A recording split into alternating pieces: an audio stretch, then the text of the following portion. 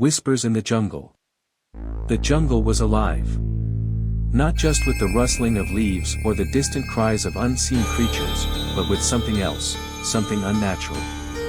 Jonathan Reed, a seasoned explorer, had read about the cursed jungle of Nakara in an old, forgotten novel buried in the archives of the British Library.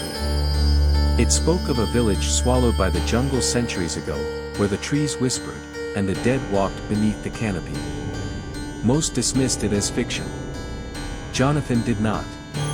Under the thick foliage, sunlight barely reached the ground.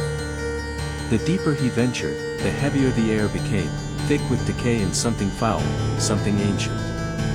He had set out alone, armed with a lantern and a machete, convinced that fear was merely the product of imagination. But then came the whispers. At first, they were faint, like the wind teasing the leaves. Then, they grew clearer. Voices. Murmuring. Chanting in a language long lost to time. Jonathan turned, expecting to find another traveler, a hidden tribe, anything human. But there was no one. The trees around him shifted. Not with the wind, but as if they were breathing. Their bark twisted into grotesque faces, hollow eyes staring. Roots slithered beneath the soil like fingers grasping for his feet. A sudden snap behind him. He spun around, his lantern trembling. A figure stood in the shadows. No, many figures. Their bodies were draped in tattered remnants of clothing, flesh barely clinging to their bones. Their mouths moved in unison, whispering the same word over and over again.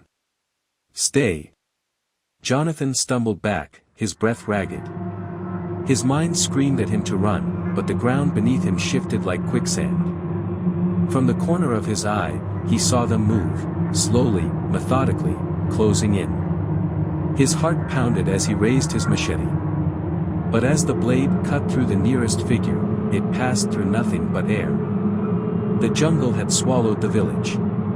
And now, it was swallowing him. The last thing Jonathan heard before the darkness took him was the whisper, right against his ear. Stay, forever.